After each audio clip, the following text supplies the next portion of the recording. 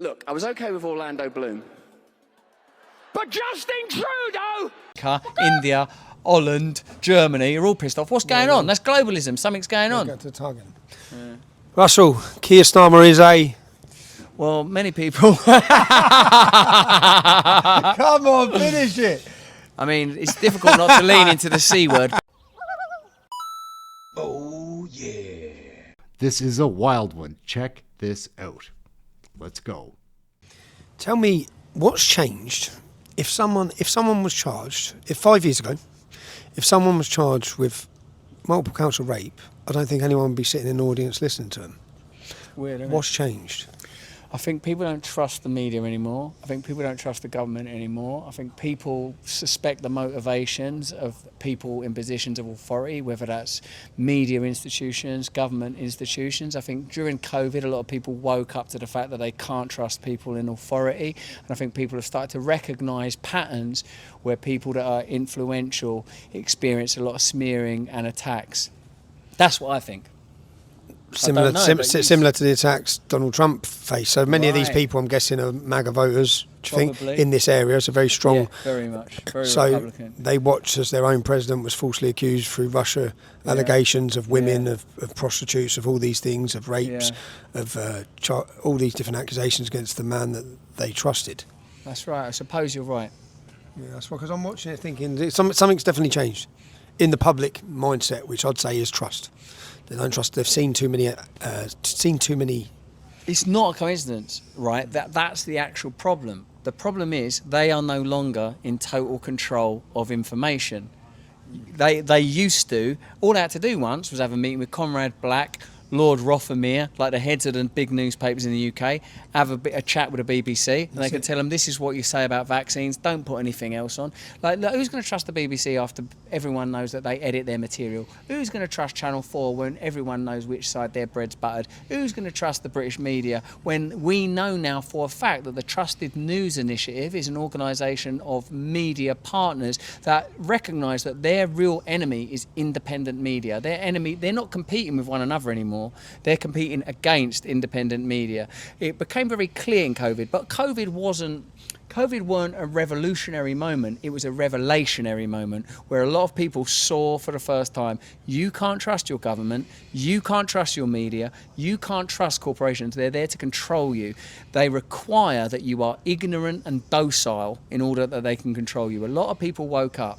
Say someone like you, mate, you've obviously been on your own path for a long while. You're not an easy person to repress and put down. And what they're all about is ensuring that, in particular, the community that you represent, working class people in Britain, don't get their spirit back. Don't get their spirit back. And to do that, they like to set, well, it seems they like to set an example of people as well.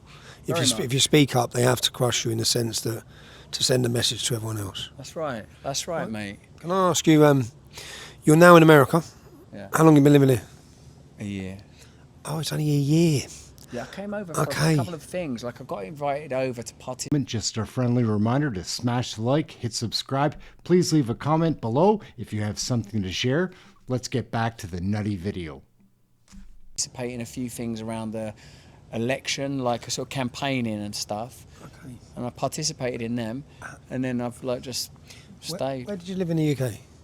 I live Where did you round. live? I live round.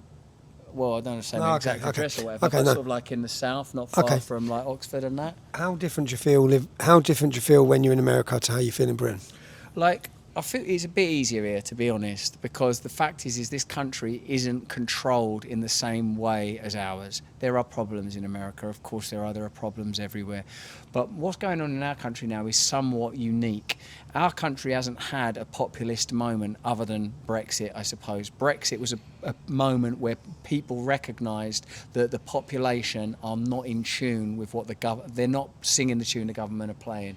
So it's different here. It's different. But I love our country, mate, and I think all of us know that our destinies are somehow entwined with the land that we're from. Like you're going to have to stay in England one way or another, I think. But it's nice to get out here and just to feel the boot come off your chest for a minute and not feel like you've got to look over your shoulder. Because the fact is like all of these institutions of our country are, many of them I think are involved in Well, I don't trust them no more, is how I'd say it succinctly. Have you had firearm training out here? Yeah, Have you got involved in the culture? yeah. Yeah, I went and shot guns yesterday for the Did first you? time. Where'd you go? We went in Florida, Fort Lauderdale. Spencer was the best. Well done, mate. Well done. You got a good eye, have you? You good shot. It was good. I shot an AK-47. Nice. I mean, it's all right, isn't it? No, it's good. The thing is, I had a go on them when I was still on what you might call the other side of the liberal aisle. I went to a prison it's called Angola, but I think it's Louisiana State Jail. Most of the people there do an average sentence of 50 years. 98% of them die in there, mate. Like while I was in there, like the governor let me like use loads of it. I used like an antique like machine gun, like with a belt going through it, like one of them like the fires. And like what I thought was like, oh my god, guns are amazing. Because I was coached to believe that all these American men of the South, oh they're racist, they're all MAGA. What it is they're not being, you can't mug them off. You can't. They can't like, control them. see, in our country, if someone's like hunting and all that, like that's a person that's probably got land, probably from a particular background. All the people around here that have got guns, fishing and hunting, that's their working class. Like the rednecks, the hillbillies, all this lot, they're all tooled up. You can't like roll them over in the same way that you can in the UK. It's a different kind of country. And indeed, I've often thought that the farmers and football culture are the two areas where you could mobilise, where you could get people together. Farmers, because of the food, and because them lot, they won't have it.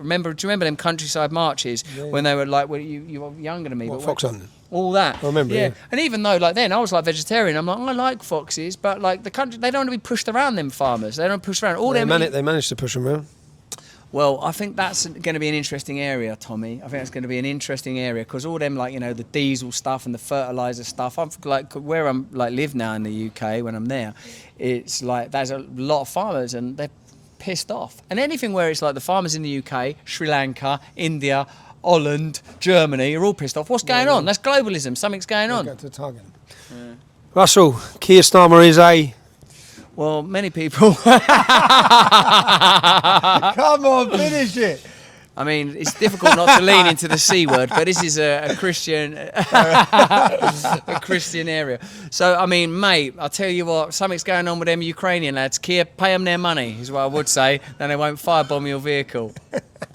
Russell, thanks for your time, man. Look, Katy Perry, I was married to her.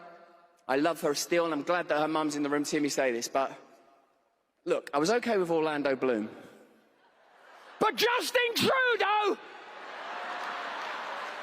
Come on, man! Don't put me in a category with that guy! That globalist stooge! I think it is extraordinary that Mark Carney has become the Prime Minister of Canada. He did a terrible job in Britain. Canada's broken, and Canada's broken because we're stupid. Okay? Canada's broken because we're stupid. Look inside yourself, Rosemary. Just because it's all made up anyway. Canadian federal politics are absurd. We're going to stick a fork in that video. It's over. My name's Aaron. This is Canadian Looney. Smash the like, hit subscribe. Please leave a comment below if you have something to share.